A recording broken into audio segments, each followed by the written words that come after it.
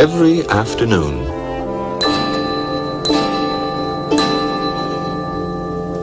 As they were coming from school, the children used to go and play in the giant's garden.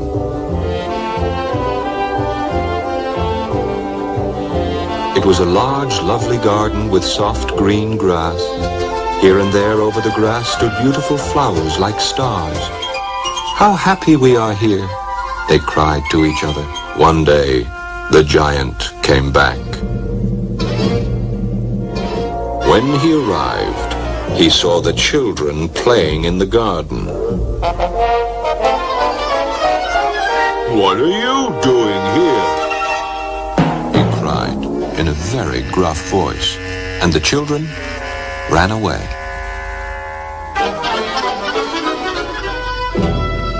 "My own garden is my own garden," said the giant.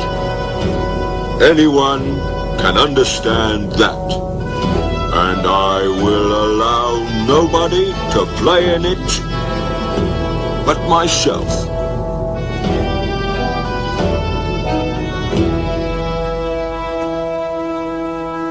So he built a high wall all around it and put up a notice board. "Trespassers will be prosecuted." Then the spring came, and all over the country there were little blossoms and little birds. Only in the garden of the selfish giant, it was still winter. The birds did not care to sing in it, as there were no children, and the trees forgot to blossom. "I cannot understand why the spring is so late in coming," said the selfish giant as he sat at the window and looked out at his cold, white garden. "I hope there will be a change in the weather." But the spring never came, nor the summer.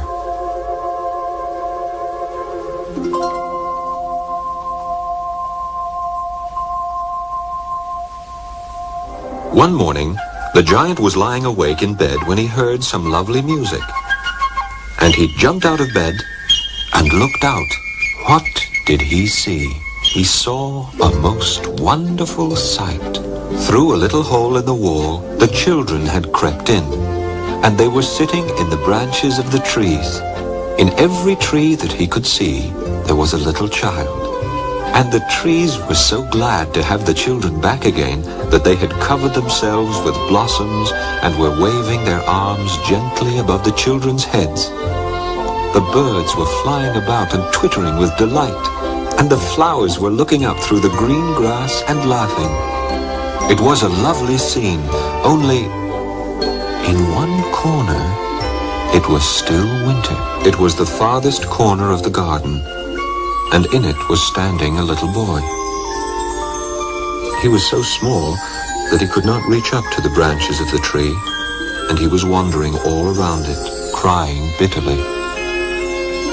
The poor tree was still covered with frost and snow, and the north wind was blowing and roaring above it. "Climb up, little boy," said the tree, and it bent its branches down as low as it could. But the boy was too tiny, and the giant's heart melted as he looked out. "How selfish I have been," he said. "Now I know why the spring would not come here.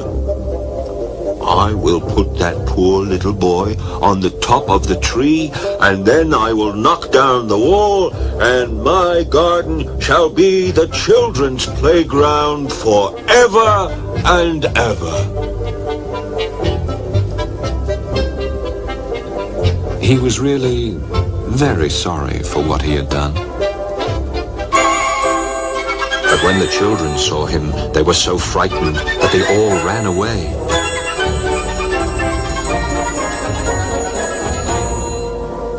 And the garden became winter again.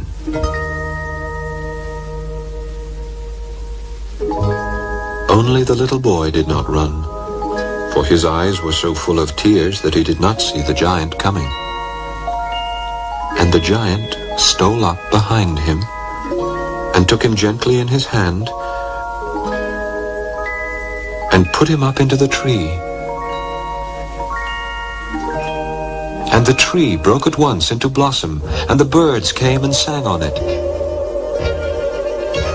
And the little boy stretched out his 2 arms and flung them round the giant's neck and kissed him. And the other children, when they saw that the giant was not wicked any longer, came running back, and with them came the spring. "It is your garden now, little children," said the giant, and he took a great axe and knocked down the wall.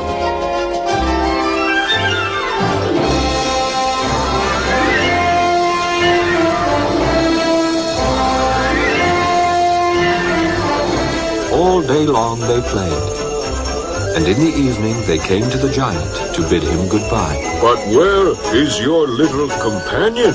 he said. "The boy I put into the tree." The giant loved him the best because he had kissed him. "We don't know," answered the children. "He has gone away." "You must tell him to be sure and come tomorrow," said the giant. But the children said that they did not know where he lived and had never seen him before. And the giant felt very sad.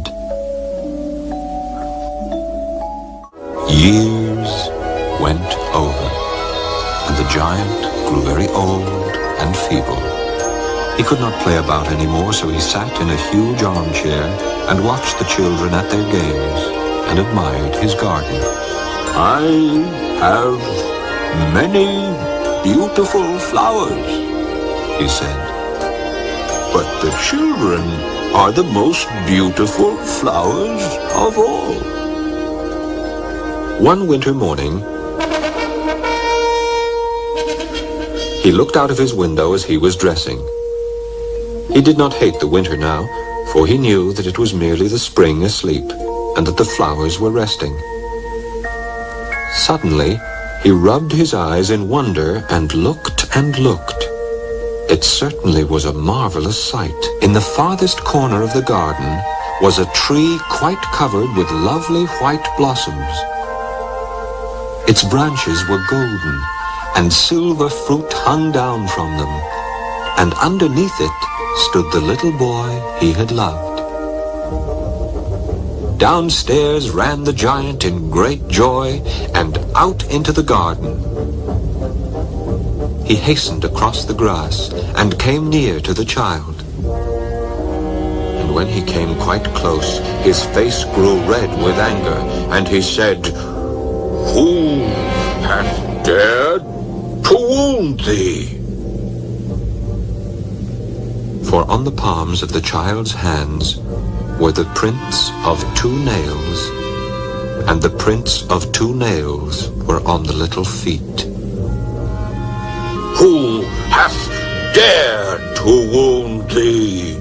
cried the giant.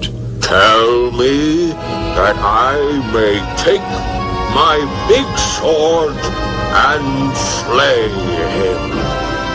"Nay," answered the child, "but these are the wounds of love." "Who art thou?" said the giant. And a strange awe fell on him, and he knelt before the little child.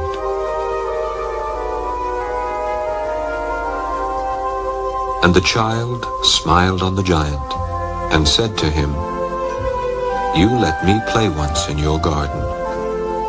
Today you shall come with me to my garden, which is paradise."